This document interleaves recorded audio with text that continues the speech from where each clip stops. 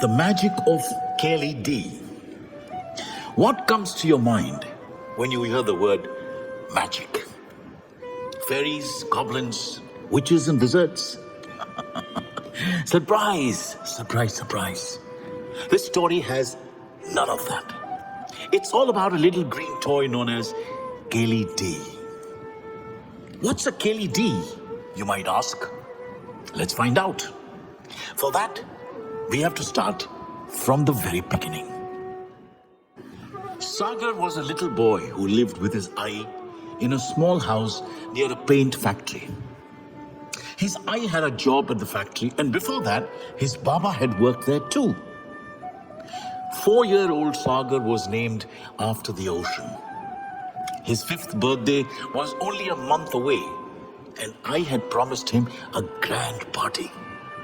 She believed that a 5th birthday was a very important event in every boy's life, and had insisted that the party was going to be full of fun. However, Sagar didn't think so, as in his heart, he had known that nothing could have been better than his 4th birthday.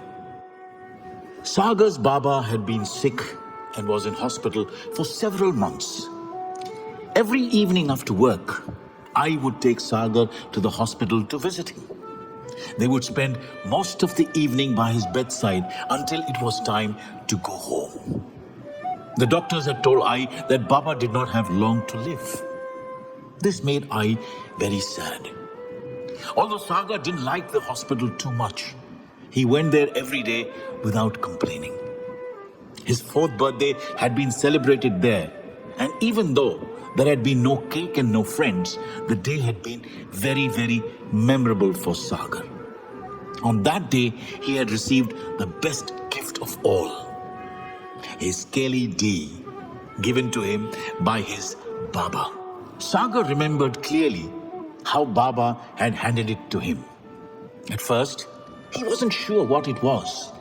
It looked like a silly green tube, and it even made a strange jingling noise. All Sagar knew that it wasn't a regular toy. Baba had made the toy himself with the cardboard and paper that he'd asked I to bring for him. He'd wanted to give Sagar a big surprise on his birthday, and Sagar had been very, very delighted with the gift and had eagerly awaited his turn as Baba had explained how to use it. Baba had helped shut one of his eyes and told him to look inside the tube with the other. And the sight that Sagar saw within Kaly D had taken his breath away. It was magical. It's a kaleidoscope, Baba had said in a low voice. And try as he might, Sagar hadn't been able to say the word right. That's when Baba had named it Kaly D for him. Baba, however, had cautioned Sagar about its use. It's better during the day. Look inside it only when you have a lot of spare time, okay? Baba had said. You will be able to remember me this way.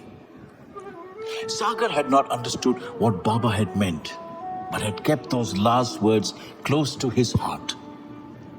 Baba had gone soon after, and Sagar and I were left all alone. But 2 things remained. All the memories of Baba and Sagar's Kaly D. Every morning, after he woke up, the first thing Sagar would do was stand by his window and hold up Kaly D to his eye. And just as Baba had promised, the sights inside it would transport Sagar to a magical world.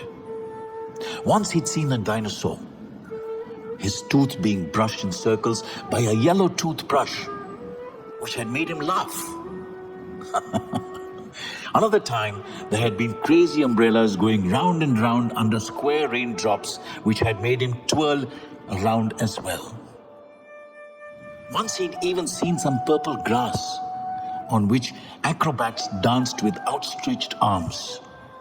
He wanted to repeat the dance immediately thereafter, but fearing he'd look silly, he stopped himself. Each time, though, the view inside Kaly D had made him feel nice and warm, like one of Baba's warm hugs. Days and then months passed by, and Sagar had found himself playing with Kaly D more and more. He stopped meeting his friends and preferred staying in his room all by himself. He would have liked I to join him, looking into Kaly D, but she worked hard all day and didn't have any spare time. Sagar realized that Kaly D transported him into another world, a world which was full of joy and color, and it made him happy. He never wanted to leave. On coming back from school, he would peer inside it and would continue to do so for hours on end. He would only let it go off it briefly during his dinner, and then he would get back to it and would fall asleep with it in his hand. Every night when I would come to tuck him in, she would find him clutching on to Kaly D in his sleep. And a sad expression would cloud her face thereafter. One evening, Sagar heard I on the phone with their family doctor. He overheard her mentioning his name and then something about his Kaly D. That made him eavesdrop further, and he was astonished to hear her complaining about him spending far too much time with his Kaly D. I's remarks really upset him, and he even refused to answer her when she called out to him. The doctor said he would like you to go out and play with your friends, Sagar. I said, and he had snapped back at her angrily. I don't want to play with anybody, and I don't need a doctor. I'm fine.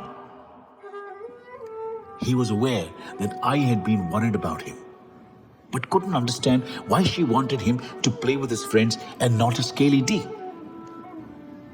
He missed Baba a lot, and Kaly D was his last connection to him. Sagar was unable to hold back his tears that night. The next morning, Sagar was startled by a loud hammering sound arising from below his window. He sprang out of bed and ran to the window to look out. He saw that in their neighbor's house, a man was fixing a nameplate to the gate. He also noticed a woman giving him instructions and 3 young girls standing beside her. I had heard the din as well, and she came over to Sagar's window to have a look. Oh, look! Our neighbors are here already, remarked I. Sagar shrugged his shoulders and pretended not to care. Yet something about them interested him. Their neighbors talked a lot, and Sagar noticed that the girls spoke in sing-song voices. Whenever he would sit by his window, he would notice them busy with something or the other. On the very next day of their arrival, Sagar saw one of the girls about his age drawing something on the floor outside their front door. It was a white powder with which she was creating a design. After a while, her sisters joined her and began to help fill colors into the design. Suddenly, he saw one of the girls look up and see him. He turned red in the face and hurried away from the window. After hiding for a few minutes, he decided to take a peek outside once again. And when he did, he found the girl still looking up. This time, she waved at him and gave him a bright smile. Sagar, however, was not used to strangers and turned away at once. The rest of the day thereafter, he avoided the window. The next morning, when he crept to the window, he hoped that the girls wouldn't be around. And luckily, they weren't. He heaved a sigh of relief and began to fiddle with his Kaly D. What's that? He was startled to hear the voice of the girl from below just then. And before Sagar could move away, he heard her again. Don't go! Tell me, what's that in your hand? Sagar was too tongue-tied to answer and just stood there blankly. It was the girl who broke the silence once again. Hi, my name is Saee. We've just moved here a few days ago. Sagar, still dazed, had no answer, and he nodded his head meekly. After that, he was afraid to go to the window and stayed in his room all day. He didn't venture near his window the next day either, or the day after that. On the fourth day, however, unable to stop himself, he carefully stood by his window only to see Saee appear.